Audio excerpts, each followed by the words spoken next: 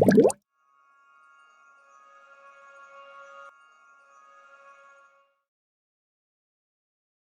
آج ہم ایک ایسی کتاب کی بات کر رہے ہیں جو تقریباً 100 سال پرانی ہے، لیکن لگتا ہے جیسے آج ہی لکھی گئی ہو۔ پطرس کے مضامین۔ بالکل۔ سوال یہ ہے کہ بھائی آخر اس کتاب میں ایسا کیا خاص ہے، کیا جادو ہے جو نسلوں کو اپنی گرست میں لیے ہوئے ہے؟ ہمارے پاس نا اس کا ایک تفصیلی جائزہ بھی ہے، اور ساتھ میں محمد منتظر مہدی جو the podcast of book reviews چلاتے ہیں، ان کی کچھ باتیں بھی ہیں۔ اچھا، تو آئیے کوشش کرتے ہیں سمجھنے کی کہ یہ ماجرا کیا ہے۔ یہ واقعی ایک دلچسپ سوال ہے، اور اس کا جواب میرا خیال ہے خود مصنف میں ہے، سید احمد شاہ بخاری، یعنی پطرس بخاری۔ جی۔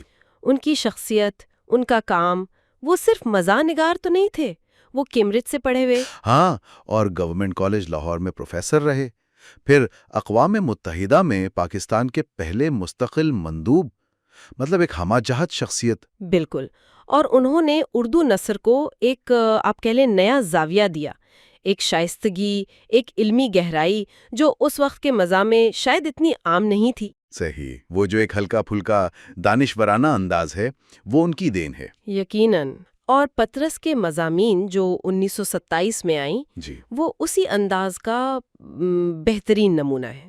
صرف 11 مضامین ہیں، مگر ہر ایک اپنی جگہ مکمل۔ 11 مضامین، لیکن اثر صدیوں کا۔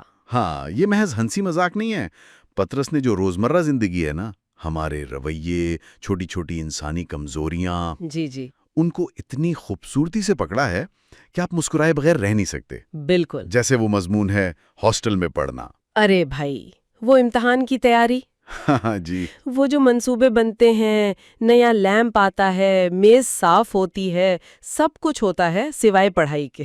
بالکل، آج بھی طالب علم، بلکہ شاید ہم سب اسی کیفیت سے گزرتے ہیں۔ تو یہ صرف ہنسنا نہیں ہوا، یہ تو سیدھا نفسیات پر تبصرہ ہے۔ یہی تو کمال ہے، زبان اتنی سادہ، اتنی رواں کہ لگتا ہی نہیں کہ کوئی ادبی چیز پڑھ رہے ہیں۔ ہاں، عام بول چال جیسی، مگر شائستگی، نفاست وہ کمال کی ہے، مکالمانہ مشاہدہ، اور وہ طنز جو چبھتا نہیں بس گدگدی کرتا ہے۔ نرم طنز۔ جی، ایسا لگتا ہے جیسے وہ ہمارے ہی کسی جاننے والے کا قصہ سنا رہے ہوں۔ شاید اسی لیے محمد منتظر مہدی نے بھی اپنے تجزیے میں یہ کہا ہے نا کہ پطرس کے مضامین صرف ہنسانے کے لیے نہیں، یہ ہمیں آئینہ دکھاتے ہیں۔ واہ، کیا بات کہی ہے! ہم ہنستے ہیں مگر کہیں نہ کہیں چونک بھی جاتے ہیں۔ یہ جو چونکنے والی بات ہے نا، یہ اہم ہے۔ بہت اہم۔ یہی آئینہ دکھانے والی بات جو ہے وہ پطرس کے کام کو لازوال بناتی ہے۔ اچھا۔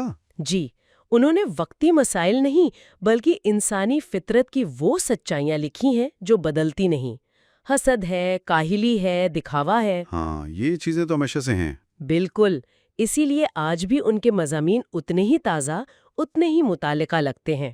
تو گویا خلاصہ یہ ہوا کہ پطرس بخاری کی ذہانت، ان کا مشاہدہ، وہ شگفتہ انداز اور مذاق کے پیچھے چھپی ہوئی سماجی تنقید، جی، یہ سب مل کر اسے ایک ٹائم لیس چیز بناتے ہیں۔ یعنی اچھا مزہ وقت کی قید سے آزاد ہے۔ بلا شبہ یہ کتاب صرف نصاب میں شامل ہونے کی وجہ سے اہم نہیں ہے۔ نہیں، بالکل نہیں۔ یہ تو ہر اس شخص کے لیے ایک تحفہ ہے جسے اردو ادب سے لگاؤ ہے، ہر نسل کے لیے۔ صحیح کہا، اسے پڑھنا ایک طرح سے اپنی ادبی حس کو بہتر کرنا ہے، بالکل۔ اور جاتے جاتے سننے والوں کے لیے ایک سوچنے کی بات چھوڑ جاتے ہیں جی، کہ جیسے پطرس نے اپنے زمانے کے عام سے مشاہدات سے اتنی گہری اور مزاحیہ باتیں نکالیں، کیا آج ہم ایسا کر سکتے ہیں؟ اچھا سوال ہے۔ آج کی زندگی میں وہ کون سی چھوٹی چھوٹی چیزیں ہیں جن پر اگر پطرس جیسا تبصرہ کیا جائے تو ہم ہنسیں بھی اور چونکیں بھی؟ یہ واقعی غور طلب نکتہ ہے، اور ہاں، اگر کسی کو کتابوں پر ایسے ہی مزید دلچسپ تبصرے سننے ہوں جی، تو محمد منتظر مہدی کا جو پلیٹ فارم ہے، the podcast of book reviews, وہ ضرور دیکھنا چاہیے۔ وہاں کافی اچھا کام ہو رہا ہے۔ بالکل، ضرور سننا چاہیے۔